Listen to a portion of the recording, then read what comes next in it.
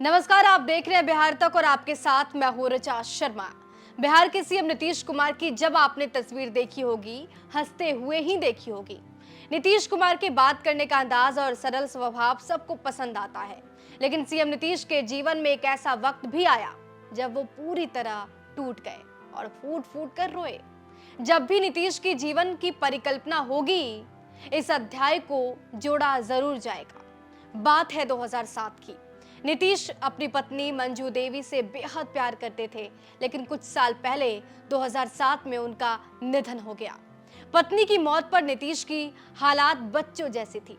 वे अर्थी को कंधे पर उठाकर चिता तक ले जाने के दौरान रोते रहे। नीतीश के बेटे ने उस समय नीतीश के साथ अपनी मां के अर्थी को कंधा दिया।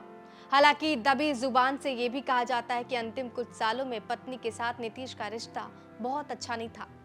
अब इस बात में कितनी सच्चाई है, ये तो बंद दरवाजे के पीछे की बात है, लेकिन अर्थी को कंधा देते वक्त फूट फूट कर रोते नीतीश की फोटो पूरी दुनिया ने देखी थी। सियोदा गांव में नीतीश कुमार के वास्ते एक मेल मिल गया। ये गांव ना तो कल्याण बिघा से अधिक दूर है और ना ही बख्तियारपुर से।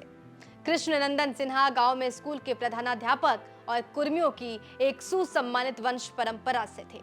उनकी पुत्री मंजू पटना के मगध महिला कॉलेज में समाज शास्त्र की छात्रा थी। पति इंजीनियर और शिक्षक बनने की चाह रखने वाली लड़की, जोड़ा अच्छा बन गया था। नीतीश के घनिष्ठ मित्रों को ऐसा लग रहा था कि नीतीश इतनी जल्दी विवाह के चक्कर में पड़ना नहीं चाहते थे, लेकिन एक सीमा के आगे उन्होंने विवाह का विरोध भी नहीं किया। विवाह के लिए मान जाने पर उन्होंने अपने मित्रों को उकसाया कि वो मंजू को मगध कॉलेज के द्वार के बाहर बुलाकर देख लें और आकर उन्हें बताएं कि उनकी भावी बधू कैसी रहेगी। दुबली पतली सीधी सच्ची तुनक मिजाज से दूर रंग गेहुआ। नीतीश को अच्छा लगा। नरेंद्र सिंह को ऐसा ही संकेत मिला।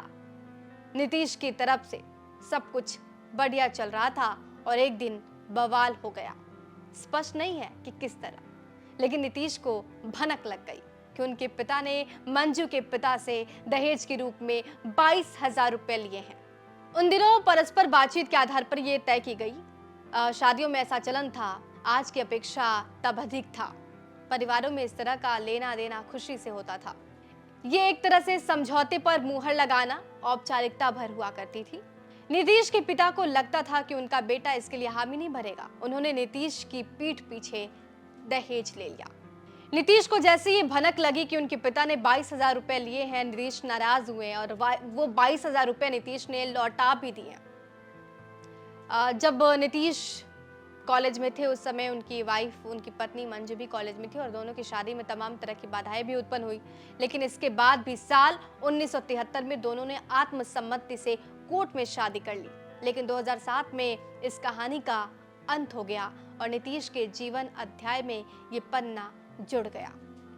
आपको ये कहानी कैसी लगी हमें कमेंट बॉक्स में जरूर बताइए। नीतीश कुमार और उनके परिवार से जुड़ी हुई तमाम कहानियों को सुनने के लिए एक बार कमेंट में लिखिए आप क्या सुनना चाहते हैं।